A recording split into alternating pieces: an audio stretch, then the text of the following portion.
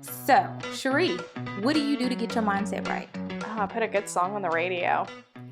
Welcome to the Strong Like a Mother podcast with Cherie and Jada. We're doing your best.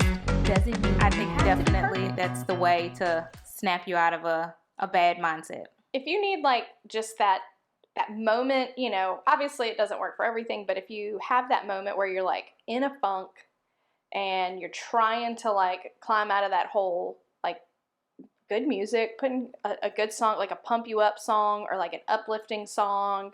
It kind of depends on the day. Like sometimes I'm like, I need my like really like hit you in the heart, like Christian music, Yeah. You have those days, but then I need other days I'm like, I need something totally fierce and, put on something that's like going to just pump me up.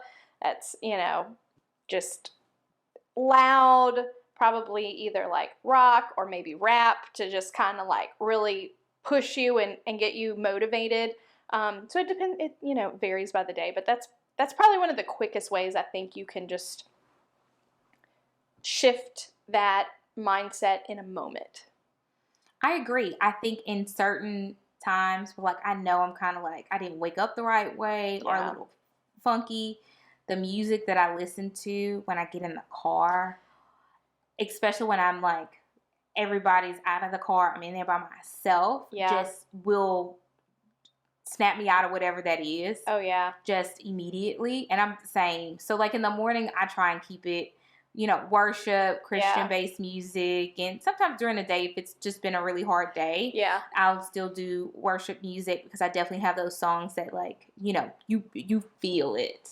You do. And then sometimes you just want to have a good time in the car. Yeah. And you just want to sing along and dance and, just really just hype yourself up. Yes.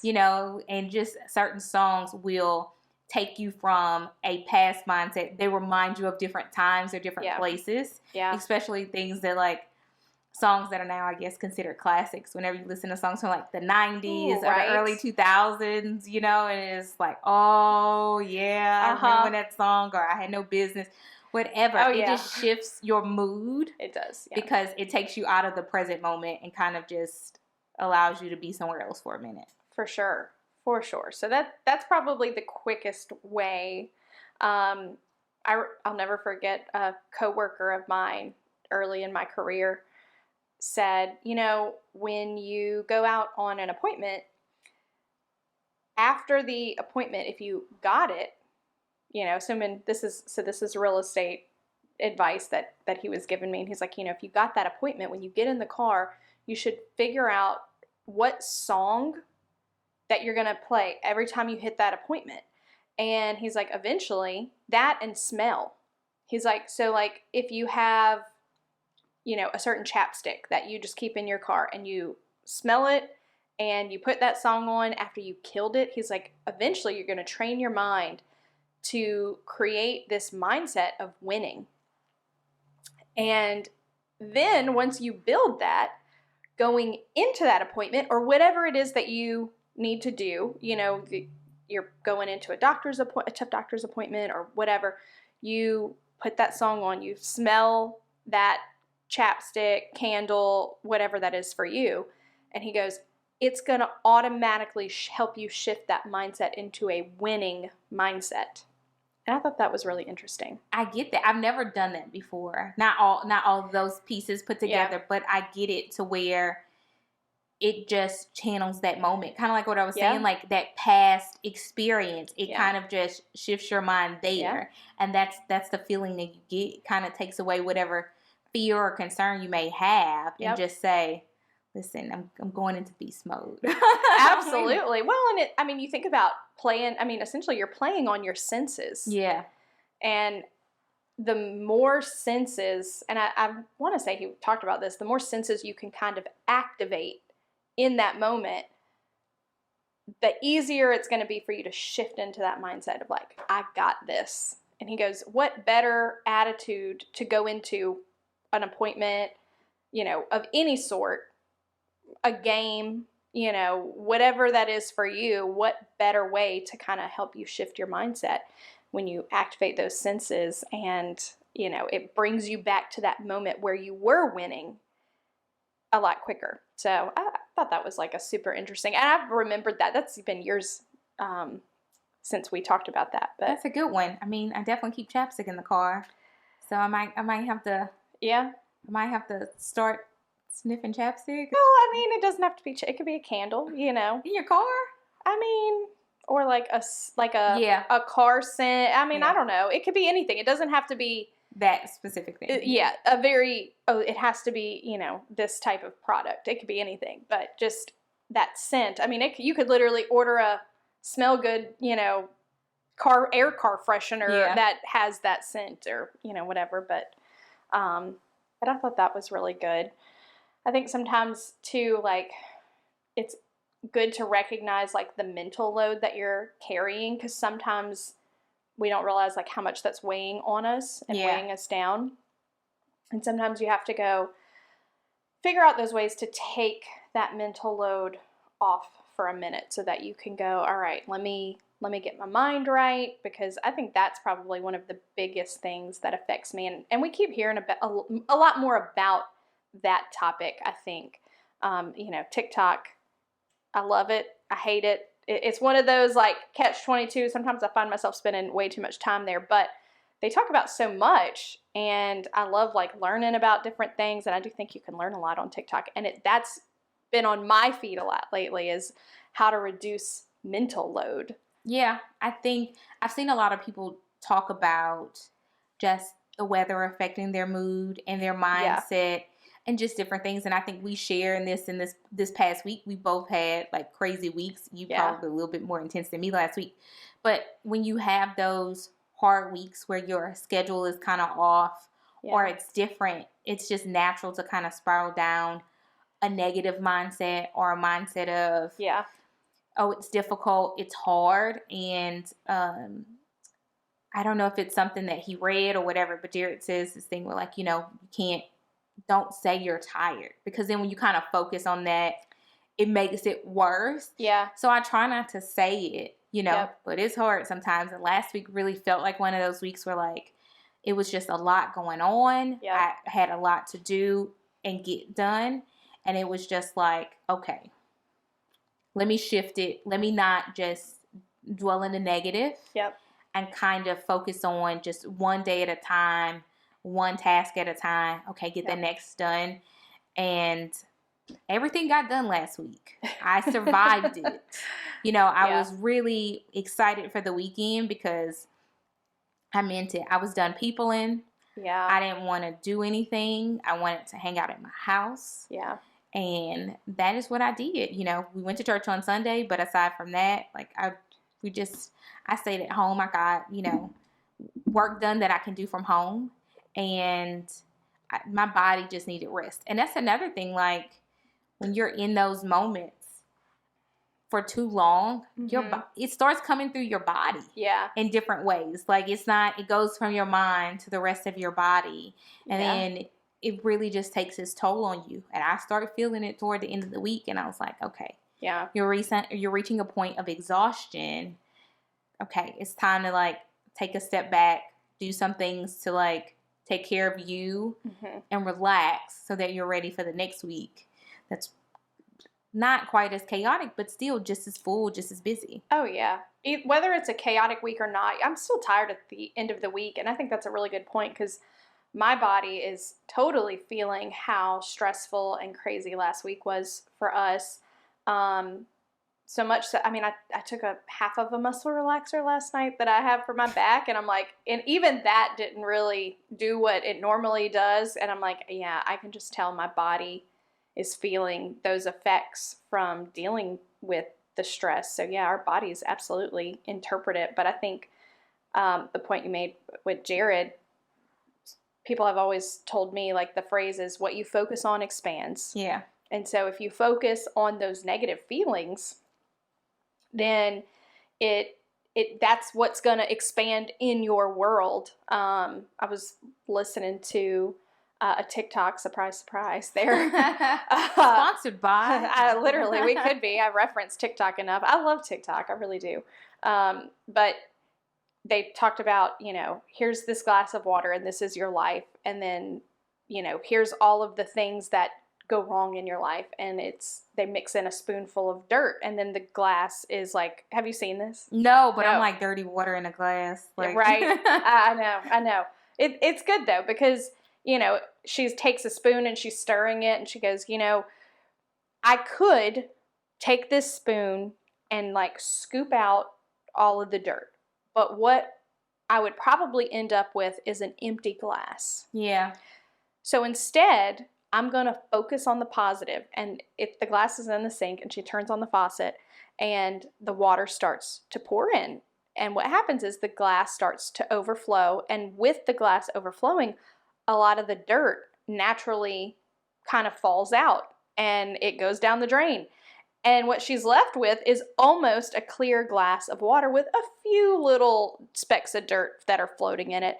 And she goes, so the lesson here is, if you focus on the positive in, filling your cup, that expands and all of the bad stuff starts to fall away. And granted, we all go through things in our life that are bad and, maybe doesn't quite apply to that. Obviously, there are things that, that's talking about the day-to-day stuff, right? Yeah. That just is really insignificant in the grand scheme of things. Yeah, it's one of the popular self-help, self-development things of focusing on gratitude. Yeah. But it's true. It is so many blessings and good things in the world that most, especially Americans, in your life, there are so many things that you can look at and be grateful for, because you'll look at people with far less than you, and they live a more grateful life than you are, where you're just complaining and unhappy and miserable. Yep. And if I don't focus on those things that I'm grateful for, then I can't figure out what I'm working toward, what I'm working for to get more of those grateful moments, those little things. Yeah. And truly, when you focus on it, it does shift your mindset to say, this was a bad moment in my day, but my day wasn't bad. Because... Yep, 100%. I love that quote. Because later on, you kind of I was telling Jared, we were talking about last year's beach trip. And in that beach trip, we were pretty miserable because it wasn't warm enough yet. So it was cold and it was windy to where like you were chewing on grit because the sand was like in your mouth. But recently I was thinking, I was like, I remember the girls going to hang out at the pool. I remember we went and we walked at the wharf and we found this cute coffee shop there. Like all those little nuggets kind of like, it wasn't that bad. Now I don't know if we go and repeat the trip and it would be the same thing and whatever. But there were grateful moments in that, and it was great. And our kids didn't find it miserable. We did, but now I look back, I don't even remember. Like I have to actively think, like, why didn't we like it so much?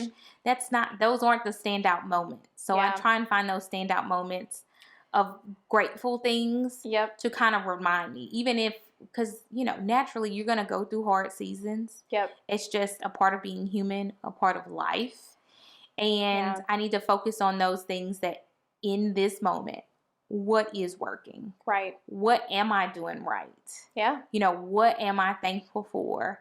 And, kind of anchor myself to those things. Yeah. So that way I don't kind of get lost. Let's go with the boat reference. Yeah. Let's get lost at sea. I'm anchored in those good things, those things that are going well in my life, so that I don't, that other stuff doesn't just take me away and that I can't, refocus myself. Because it's so much easier to drift off, to see in the negativity. But gratitude really, it does change so much. I'm very much like a glass half full person. I just try to, I believe that everybody is good. I believe that, if you, I tell Levi all the time, be the good, you're going to see the good. Look, even like in a disaster, my mom has always told me, like, look for the helpers. Look for the helpers. There's always goodness. If you look for it, the goodness is always there. And so, that's stuck with me for most of my life. And, if you start your day with gratitude and start thinking like, gosh, I am so grateful that I woke up today. Another thing that I saw recently was, they were talking about, well, is the best thing that could happen to you would be for you to wake up with like $10 million. And everybody's like, oh yeah, that would be great.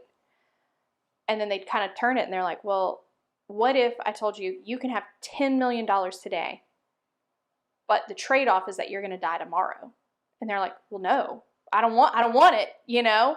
And it makes you go, so his point was, so what you're telling me is you waking up tomorrow is worth more than $10 million. And it's one of those mindset shifts that you go, whoa, because we wake up every day and we've woke up every day for our entire lives. You take it for granted. It feels so normal and we take it for granted. And just when you put it in that perspective and you go, wow, my life, my day, just waking up is absolutely priceless. I mean, there isn't a dollar figure you could put on it that would be worth me not waking up tomorrow, you know, choosing to not wake up tomorrow, essentially. Yeah. I mean, you think about just the small things. You know, we've in the past few years have complained about gas prices. Yeah. I am thankful whenever I've needed it. Yeah. I've had it. Yep. I am thankful that, you know, my refrigerator may not always be as full because I have children. Yeah. But there's something in there. Yeah. You know, electricity. Yeah. You know, you can name so many just things that we should be grateful for, that you can think of people that probably don't have those things. Oh, yeah. And it just makes you feel a little, well, me anyway, a little like, you know, spoiled and entitled and like, okay, girl, get it together. Yeah. Like this is not what's important. Yeah. You know, figure out what's truly important. Yeah. Where are you placing your values at? Where are you placing those things at? Yeah. So what are some things that definitely kind of shift your mindset for the worse? Oh, wow. You know, something that's been on my mind recently, because we just went through time change, is how much that affects my mood and just everything. You know, I thrive in sunshine. And I don't know if it's truly scientifically based, if maybe the vitamin D that I'm getting from the sun is legitimately making a difference or what. But I always feel happier and more energized like this time of year. So whenever we go back, well, I'm hoping and praying that maybe we don't have to go back to the fall back time. But that always kind of like shifts me in a negative, because we lose that hour of daylight in the evening, which is, that's a very valuable time for us, because we like to go like take a walk in our neighborhood. I walk the dog, like Levi usually rides his bike or brings the scooter. And it kind of, by the time we get home, it's kind of just, it doesn't happen. So that kind of negatively shifts my mindset, and it takes me pretty much, by the time we're readjusting to go back to the spring forward time, that's about the time I've adjusted. No joke. You just go out one evening, you're like, oh wait, the sun's still out. Right, right. So that's probably a negative thing. I think sometimes, because I do get so wrapped up in work, that when negative things happen, you know, contracts cancel, or, you know, a listing decides to pull off the market. I mean, it's been a challenging year in real estate. I think we're all navigating a lot of things that we maybe haven't had to navigate in the past. And so I find that can be I take it so personal, you know, it feels like almost like a failure, and that I'm such a driven person that it's hard for me to not like internalize that. And it really does negatively affect me. And I have to remind myself often, you know, I so strongly believe that I am exactly where God wants me to be in my career. And those are those moments where I have to like snap myself out of it, of, you know, I am so blessed that I've had a prosperous business, and that I've got amazing friends and family that do refer me business and that do use me and that they really are so loyal to me. And so it's like it kind of takes you snapping yourself out of those moments to go, yeah, I could sit here and have a pity party that I lost a contract or that we weren't able to get this sold for this client or, whatever. But ultimately, God's timing is always perfect. And so sometimes, it takes things coming full circle for you to really realize that. But those moments for sure kind of take me to a negative place that I have to really be conscious to not let it affect me, because I'm very much like I've been trying to get better, because I think we fall and slip into like, oh, well, one more phone call, one more email, whatever, in the afternoons. And I've been trying to be a little more conscious about shutting that down and not letting work affect my mood when I go pick up my kid. Like I want to be the best that I can be when I go pick him up, because he deserves that.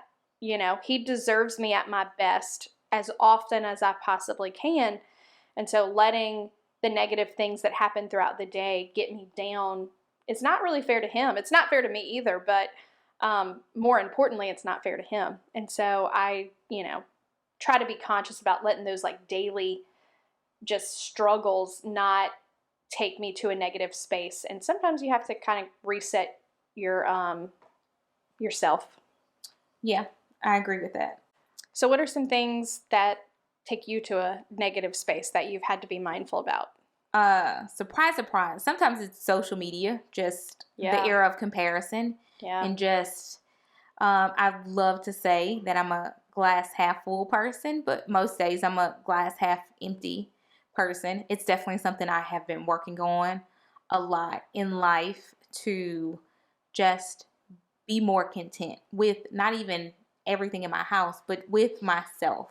Yeah. And with what I have to offer the world and bring, because people can be positive to me. I have a very difficult time receiving that kind of stuff. Yeah. And so like if I don't believe it for myself, then I don't really care what you say. Yeah. Look, it's nothing short of a lie to me. Not even, I mean, you may believe that, but that's fine. But it doesn't like soak in. So usually just wanting more, wanting different things. And I've definitely, the more I've grown up in church. So like we've kind of touched on faith and things like that, but I've grown up in church, but truly in my adult life, has it really just, you see the little, they call them God winks, so the things in life that have happened, and you're like, okay, this didn't work out because of this or whatever. And so some seasons, they're hard and you don't understand why until you're out of it. And you're just like, okay, when do we get out of this? Hey, listen, when is this over? Like, I've had enough. I've learned, and you've not really learned the lesson, or you've not learned the path that you're supposed to go on. Yeah. And sometimes those things are just hard when you've been in a season for so long, to remain positive and to remain just uplifted and just, oh yeah, I want some more of that. Like, no, I don't. I'm ready for something different. Yeah. So yeah, I do remind myself of different things and just saying, hey, what can I learn out of this? What am I supposed to be taking from this lesson? And I think that's how I've evolved as a person over time. And there is no season, no matter how bad it felt in that moment, that now I look back and I say, hey, I regret that. Yeah. I don't regret them. These are things and lessons I was supposed to go through. Oh, yeah. And come out of, and I have, and they've made me the person that I am today. And I'll go through more things. I don't know what they are. And, Jared and I were talking about this. I said, I think a lot of people, if you know everything you'll go through, if you had a roadmap of how life would go, and you got, this is your end game. This is the pot of gold at the end of the rainbow. But this is all little side effects you're going to go through to get here. Yeah. Be like, I'm out. Yep. I'll pass. Yep. And so we'll never know what's going to happen to get to whatever that end goal or that where we're supposed to be is. Yeah. But, sometimes it's just hard in the waiting and the like, feeling like you've learned enough, and you really haven't, and it'll never not be one of the life will never not be that way. Yeah. And so sometimes in shifting myself out of that and reminding like, girl, duh. Yeah. Duh. You know, I mean, it's just one of those things that like, yeah, I'm working on. Like, I mean, your hard season in real estate is different from my hard season in real estate. It has definitely been different, but yeah. I will say this is where I'm supposed to be in this moment, the things that I am doing, because I am trying to be very intentional and very like really like meditate and pray on those things to make sure that those things align with what I know I'm supposed to be doing. Yeah. And it kind of like you get those little messages that like agree. And then like sometimes when you sit on it, it'll keep coming back to you. Oh, yeah. Like, I mean, just the example of us doing this together. Yeah. Like, you know, I mean, friendship was cool. Yeah. You know, it's worked. We had fun. Yeah, you know, but who knew that this is what all this was going to lead up to go and do? No, we didn't go and make this mega real estate team. No. You know what I mean? Right. Like, that's not what happened. It could have been a million different things. Who knew this is where we would be? Yeah. You know, and so I have to shift myself out of those mindsets and say, you are where you're supposed to be at that moment for a reason. Yeah. Take your walk of, you know, walk through your life, you know. You don't know what it's just. Yeah. I think that's so super powerful to just, you know, to trust the process, right? Yeah. Well, you know, it's hard. You hear that, but it is hard to kind of go, all right, you know, I'm going to trust this. But so many times in life, I think we have this, at least I do, I have this need for control. And I think that's a natural human thing to experience, that you want to have control over it because it makes you, you know, makes you feel like you're, you know, you've got a grip. But so often I think sometimes we go through those trials and tribulations to push us to that point of going, all right, God, I'm letting go.